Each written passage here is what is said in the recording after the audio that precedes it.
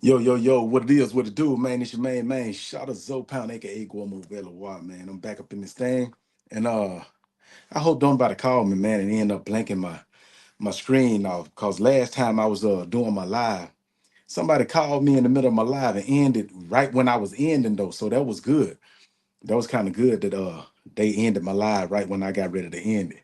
But what's good, man? Everybody that's coming in here, man, please share the live, man. Please tell your people to share the live to their people. You know what I'm saying? I appreciate y'all coming in here. Y'all could be anywhere else in the planet doing whatever the hell y'all want to do, man. But y'all sitting up in here with me, passing time with me. So it's a blessing, man, to always have somebody that can come in and want to see your content, want to be able to view your content.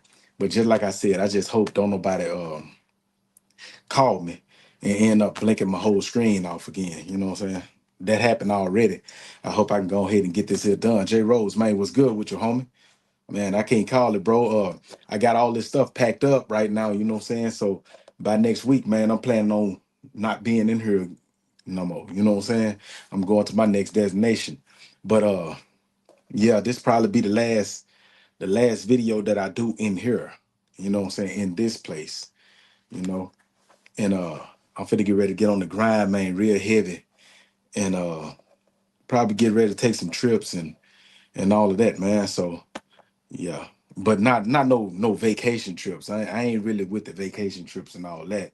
When I go somewhere, I'm trying to go somewhere and make money, man. Meet up with people that want to make money so we can grow. You know, money is not everything, man, but money is a big part of life, and we need it to succeed and be productive in life. So I gotta make sure that my foundation is solid. So I try to always move with purpose, man, move with money intentions and stuff. You know what I'm saying? I got a lot of people that's in Florida and that's in New York and Chicago, LA and Texas and Houston, Texas and California and stuff. Be like, man, come out here, man. I'm trying to get a tattoo. How can I get this? How can I get that? And to be honest, it's like, man, I don't, you know what I'm saying? I don't just move on impulse like that. You at least send me some money in advance, and then I come and I rock with you. Let me see. Hot boy, I Shan why? What's good, homie? Come on, yeah. So so anyway, this is what I'm saying, right? Uh if you've been looking at the interview, it was a Breakfast Club interview. You know what I'm saying? If you're looking down at the banner that's going on the bottom of the screen, right? Uh everybody going around and they like, man, Gucci, he's not the same. It was Gucci Mane and Keisha Kaur, right? They did a Breakfast Club interview. It was Gucci Mane promoting his new book, you know what I'm saying? Which is a good book. I can't knock that. You know what I'm saying? Everybody need to learn how to deal with people with schizophrenia, or the people with schizophrenia got to learn, you know what I'm saying, that they going through episodes. You got people that are blank out and don't know what they doing. You know what I'm saying? Don't know they didn't cussed out people. Don't know that they were fighting people or whatever. You know what I'm saying? So people got to understand what dealing with a person that's going through schizophrenia is like and how to cope with that. You know what I'm saying? How you got to deal with these people. You know what I'm saying? So as they was doing the interview, it was a part that was said, right? They asked how Keisha Kaur deal with the situation, you know what I'm saying, of schizophrenia. And she was talking about how Gucci spazzed out one time, you know what I'm saying? And that she got with the lawyer and everything, and she sent had like six men to go and basically kidnap him. I gotta stay productive somehow, feel me? I do it by writing, swordsmanship, martial arts. Hey, that's what's up, J Rose, man. You gotta do whatever you can, man, to keep your mind level. Yeah, so what she did, she basically had six dudes to go kidnap Gucci, put him in the van, and take him. They took him. I think she said they took him to the hospital or something. I'm not for sure, but it's the Breakfast Club interview. Y'all can catch that if y'all ain't already caught it. My thing for one, you know what I'm saying. That's a risky situation for the send people. I know you she probably was doing the best that she thought she could do, and the best that she could do. But you got to be aware that running up on a person and trying to kidnap a person or whatever and all that and put them in the van, that you can get some people hurt.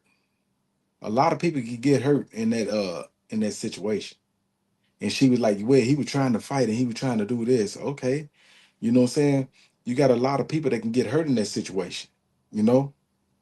So people got to be mindful of that. And as a grown man, you know what I'm saying? You trying to go kidnap a grown man, you gotta really be laced up and on your pivot. You know what I'm saying? Because you already know that dude history. He already got popped and did some time for Pookie Loke, so you got to think about this is the dude you want to run up on and try to kidnap. You know what I'm saying? But you got social media you're running with. Well, Gucci Mane ain't the same Gucci Mane. Gucci Mane is different, man. People get older, bro. That man married now. That man to put everything in the hands of his wife because he see that his wife is a good manager, got good management skills for that money. She proved herself. And that's another thing I was talking about people on my live. On my live, we have women that be like, man, well, you know what I'm saying? Men ain't doing this and men ain't doing that. And you got men that going, it's a big thing, man, where men and women is going back and forth. They bumping heads, man. Got women holler about we don't need men because don't get me wrong, men has put women in positions to say, man, I'm scared of men. You know, Men always trying to do this, men always trying to do that. And you have men that always they not comfortable with a woman saying that I don't want to be in a relationship or I'm scared of being around men, right? They not comfortable with that, but they not showing the understanding that men has painted themselves in a corner and got women feeling this way in the same token. So they'll try to come at a woman bump head to head to head.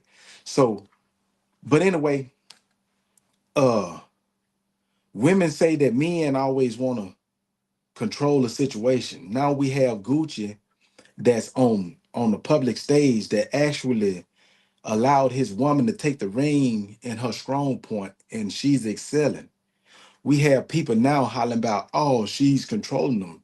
You know what I'm saying? I think she got a spell on them. That's why I put the headline, you know what I'm saying? Do Keisha K or have Woo on Gucci Man? I really don't think it's Woo. I really don't think it's Woo. I don't think that I think Gucci Man is doing what he's supposed to do. You know what I'm saying? You a man and a woman. A man is a leader, yeah, true enough. But a woman has strong points too where she can lead. And if she can lead where you fall short, I think that a man should allow his woman to go ahead and carry the torch, But it's just me. I'm not all men. And as you can see, look what Gucci Man at. Gucci Man is better than he was before he ever went to prison. You know what I'm saying? Because his woman has management skills. Gucci Man always wanted to be the exec. He never really wanted to be a rapper. He used rapping as a tool to get him in the door so that he could be that behind the scenes exec of the music. And Keisha K.O., by her being his manager, his power attorney, she's pushing him to that mode. But one thing I do want to say for us them, y'all should pay attention to what y'all putting out. You know what I'm saying? Hire publicists. Go over y'all routes before y'all speak it because what she said when she was like, oh, I take this away from him, I take that away from him, and what she was saying, true enough, Gucci and Keisha K.O. are probably looking at it like, we don't care what the media say. We doing this, we getting our money, we doing this, blah, right? But y'all have a fan base. You know what I'm saying? Gucci Man has a fan base. And if his fan base get to looking at him differently, he's not gonna have that fan base again because they fan base don't want to be. They know Gucci, and his fans surrounded themselves around him because Gucci was a stand-up guy. They was looking at him and Gucci stand-up guy, Gucci street guy. Gucci then got him a body. You know what I'm saying? This is street elements, man, that make men turn into myths, myths turn into legends, right?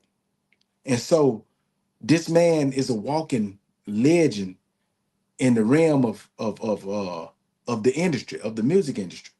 So if you watering down his character of what people surrounded themselves around him as, that right there is gonna stop his fan base to where the money is not gonna be generated. Now, I don't know from that situation, I don't know if when stuff gets to trickling and Gucci fan base get to falling, his artists don't nobody want to deal with his artists. You know how the social media blackball you, man. Social media blackball you. So hold on, let me read this comment right quick. My bro, he's sent me this here. Let me see. By the way, I have changed my doc story to be accessible without permission. So all you really gotta do is read it now. Uh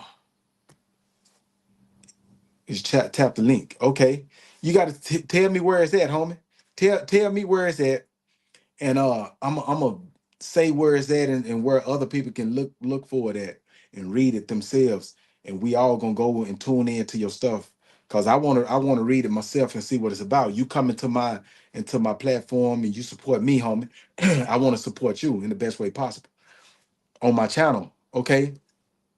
At J Rose Last Light. So on YouTube at J Rose Last Light, man, J Rose he put a documentary out or whatever. I think it's a documentary, right? He put a documentary out and he's trying to promote it. He's trying to get it to the writing scene. So everybody that's on here, man, please go check out J Rose at J Rose Last Night. Check out his writing that he put up. You know what I'm saying? Uh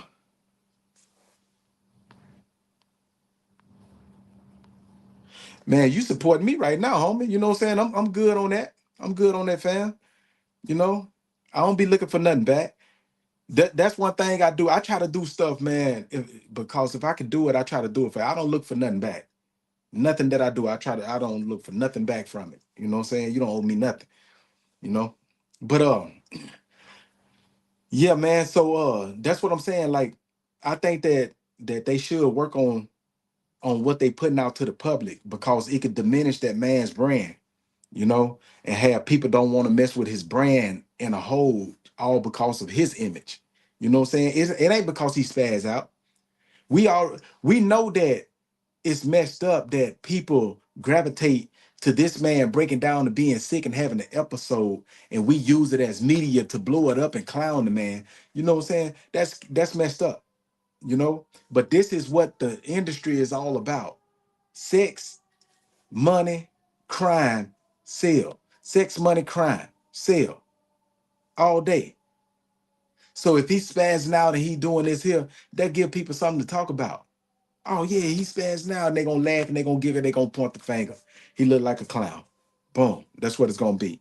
But also, if you put something out there and you make this man look watered down and you water down his image to the perception of people, to you, you're not doing harm. To you, you're not doing harm at all. But in people perception, look on the social media, look at the algorithm.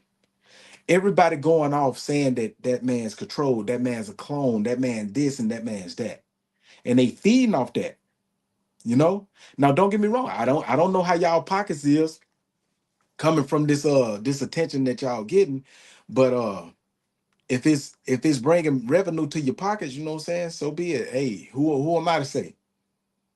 You know, who am I to say? I'm just on here creating content.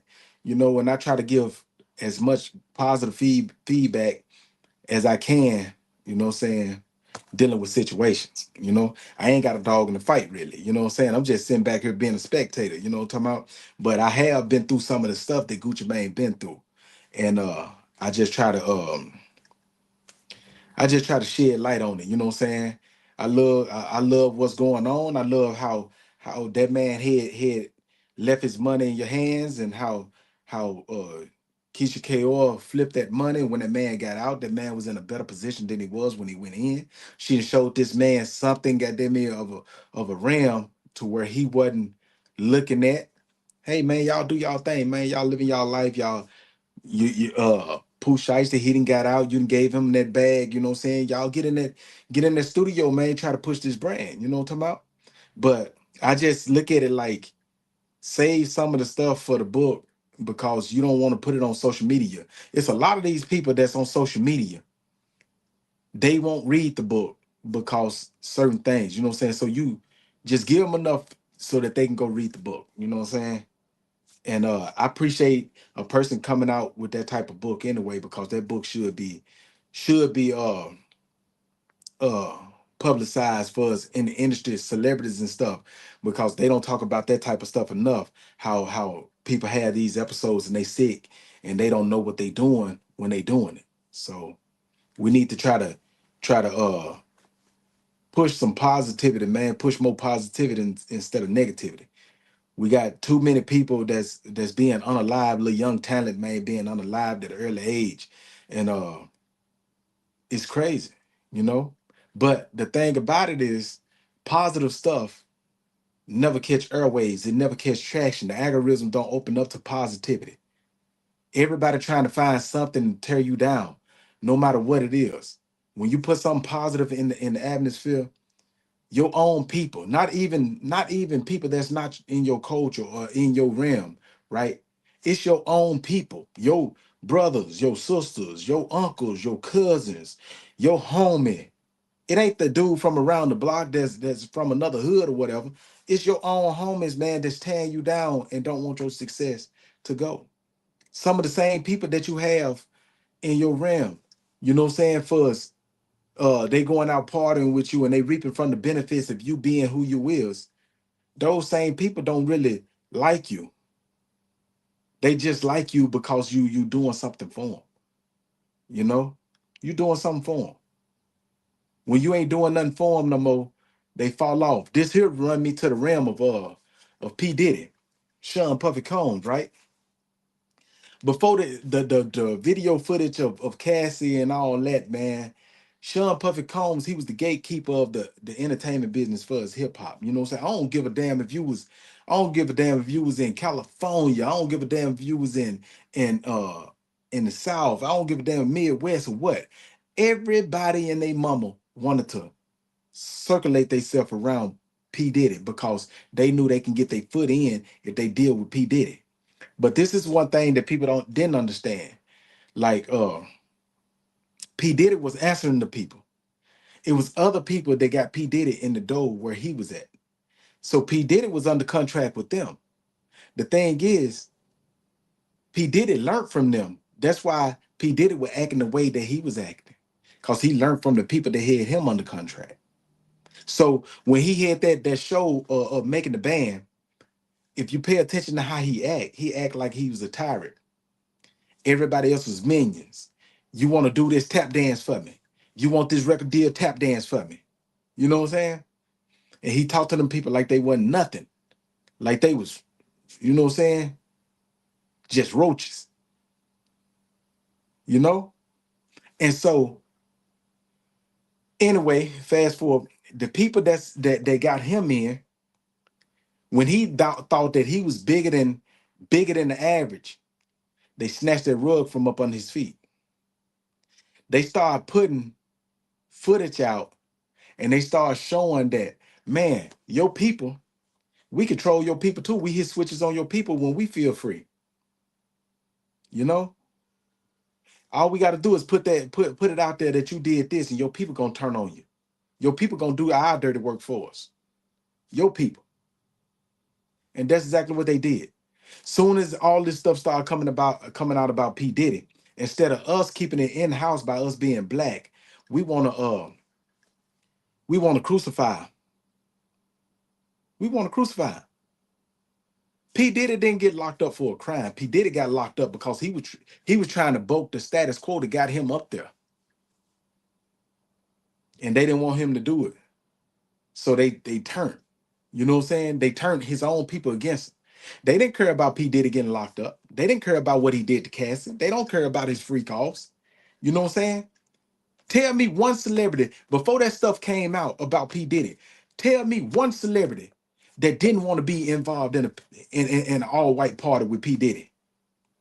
Everybody. I remember that stuff used to be on BET. P. Diddy got his all white party going on, and everybody wanted to go. Everybody taking pictures at the P. Diddy all white parties. Everybody. You got movie stars, you got comedians, you got R&B artists, you had rock and roll artists, you had rappers, you had man, you had everybody and their mama wanted to come to an all-white party that P. Diddy was holding. Now it ain't an all-white party no more. It's the freak offs. Now ain't nobody ever been to the freak offs. Ain't nobody ever been to the parties. All of a sudden, ain't nobody ever been to the all-white party with P. Diddy. Everybody trying to, you know what I'm saying, get themselves away from him. I don't want no dealings with him. That's what they wanted. They wanted that man community to turn their backs on him. So when he get out of prison, P. Diddy beat all the big charges. All the big charges. So now let's look at it. What do they have? Okay, they found a firearm at his house, right? A firearm. Was it registered to him? If it was registered to him, you know what I'm saying, he good. If it wasn't registered to him, they'll probably give him like 5 years just for that, right? A plea deal gonna get him down, and people get the concept that just because people sign plea deals, they snitched. A person don't have to snitch to sign a plea deal. If it's a 5K1 motion, you know what I'm saying. If it's a 35, a Title 35, those are snitch pamphlets. Those are snitch records. If a person took an affidavit plea stating that uh uh I want to take this deal, you know what I'm saying, pleading uh no longer contest. I don't want to contest this no more. He didn't snitch on nobody. Man, hey, I'm gonna take this time. I'm gonna get it dropped down from 10 years to 3 years, just so I won't have to go to court. The reason why they set it out of court like this is because it costs a lot of money, man, to take people to court. So you got prosecutors and stuff, prosecutors and lawyers try to get the offender or they client the deal a good deal for them. So if it's 30 years and they can get a deal knocked down to 2 years to avoid going to court, we don't really have nothing on this man. If we go to court, we'll have to really dig and pull out the big guns and spend a whole lot of money, and it's gonna take a whole lot of time. You know what I'm saying? And some of this stuff is gonna get dropped down. So he'll probably be doing like you know what I'm saying, 15 at the most. But if he said he willing to set out of court, we got all these other cases that's backing us up. We need to get all these other cases in. You know what I'm saying? So if we can set out of court, he's willing to take 5 years, man. Let's give him that 5 years, man. So we won't have to go to court and spend this money. Boom. He take 5 years, no longer contest. Boom, he gone home. I take 5 years, you know what I'm saying, owning up to yeah. I had that firearm in the car. You know what I'm saying? I don't have to say that such and such committed a crime. This man here committed a crime. He did XYZ. I don't have to do that. Hey, I can take my own slate and get that deal. Go ahead and sit down, get out. Or either I done already been locked up for this loan. They're gonna give me time served. Now think about it. They'll probably say that. Well, they said that they found stuff, the white substance in his home. It wasn't packaged for sale. It didn't have scales and all that stuff. It was for his personal use, personal consumption. You know what I'm saying? Possession of paraphernalia for personal consumption is not that much time. They give people misdemeanors for that all day in jail and let them back out because it ain't for sales. It ain't packaged for sales. So a lot of people that never been in prison, a lot of people that never went to court, a lot of people that never been to jail, they don't understand the breakdown of how the court system go. You even have people that actually been to jail that's so stupid when it come down to law that they don't even know how this shit go. You feel me? They just get up in there and want their public defender. Okay, I got a public defender. And they get mad at their public defender because your public defender is appointed by the state. So your public defender is not really fighting for you, homie. And especially when they find out that you don't know nothing about law. When they find out you don't know nothing about law, your damn self, they gonna use and abuse you every time. You know? They gonna run over you. He don't know nothing about law. They gonna come up in there when you first meet your attorney. The motherfucker gonna run up in there looking like they then been working nonstop for a whole month, all tired and looking sweaty and stuff. And they gonna try to rush you. Hey, I just came over here. I was just over there. They probably wasn't doing nothing. They probably was in their office with nothing to do. But they rush up in there and they got they tie way over here and they looking all sweaty like they've been fighting battles all day. And they'll come up in there trying to rush you into signing off and allowing them to be your public defender. And the first thing they gonna do, yeah, hey, say, how you doing? My name's such and such, such and such. I had to get over here from court. I was just at this other thing. I had to get over here and talk to you because I wanted you to know what's going on. I ain't really looked at your case too much, you know what I'm saying? But I think your case is beatable from what I've seen. You know what I'm saying? I still got to comb through it a little bit, but I need you to sign this paper. But this here is giving consent for me to be your lawyer, and this here and that, blah blah blah blah. Right? He gonna run back up out of there. Soon as you sign that paper, you know what I'm saying? Me, what I do here, you take that back. I want you to come to me when you have time to talk to me. Then I sign that paper for you. But come to me when you have time to talk to me, and when you come to talk to me, have my discovery at hand. You feel me? You have people that go to court. They go to jail. They meet their lawyer. Their lawyer never came and talked to them about their case at all. Never stepped in there and talked to them about their case. Never opened up their discovery. None of that. They'll say stuff about their case, yeah. So where's this and where's that, and ask you stuff about your case, but they not going through the paperwork, breaking down nothing to you. And the reason why they do that is because they trying to keep you caged in. They trying to have control of the situation. They don't want you to know the exculpatory evidence that the prosecution has found. Why? Because one, if we could get you a plea bargain, that means we don't have to take you to trial. You know what I'm saying? That saved time on the trial right there. So the whole court system win on that. Uh, you take a plea bargain, the prosecutor, he still get his conviction, which means the prosecutor get a win on that. And you take a plea bargain, your public defender get a win. So who losing? Now, if you didn't do the crime and you took a plea bargain, you lost. If you did the crime and you take a plea bargain and that plea bargain get you out quicker than what you did, you win. You see what I'm saying? A lot of people don't understand this stuff. Every plea bargain is not a person snitching. Every plea bargain is not a person snitching. You got so many different plea bargains. You know what I'm saying? But I'm telling you something. That paperwork don't lie. It's documents to everybody that signed that paperwork. You know what I'm saying? When you got that discovery, it got everybody taking that stand on you and saying you did that. It got every, you know what I'm saying, affidavit that was wrote against you. It got everything that's in there. That's why your discovery means a lot when you incarcerated. The first thing you need to be talking to your lawyer about is, where is my discovery?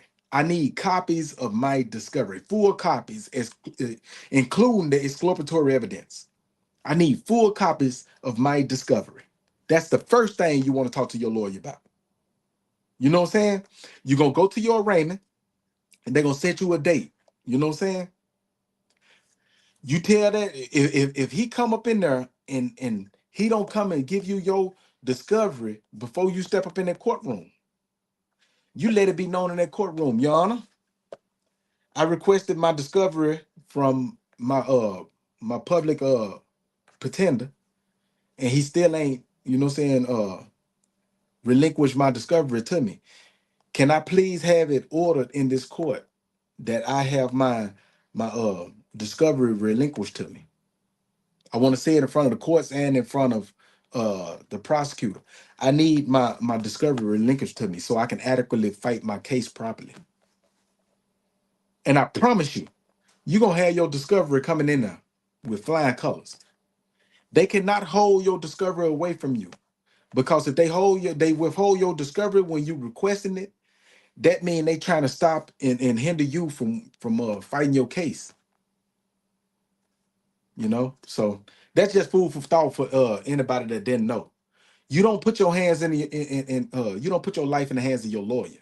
Your lawyer work for you. You don't work for your lawyer. That's what everybody got to understand. Your lawyer work for you. You do not work for your lawyer. You know what I'm saying? So when your lawyer be telling you, hey, say, let me handle it. No, I'm not gonna let you handle it because it's my life that's on the line. Long as you saying good shit that makes sense, goddamn, I'm gonna let you handle it. But you telling me to just sit back and let you flow, goddamn, nah, I'm not gonna do that. They're gonna get you railroaded. That's what that's gonna do, you know? But yeah, man. I'm finna go ahead and end this here live though. You know what I'm saying? I appreciate y'all coming in, man. Y'all share this live, share it with all y'all friends. Y'all tell y'all friends and y'all family and all of them, man, to share the live, man. We're gonna keep it going, man. My name Guamo Veloir, man, aka Shout Pound, man. I see y'all next time. Y'all stay up, stay happy, stay healthy. You know, hold on.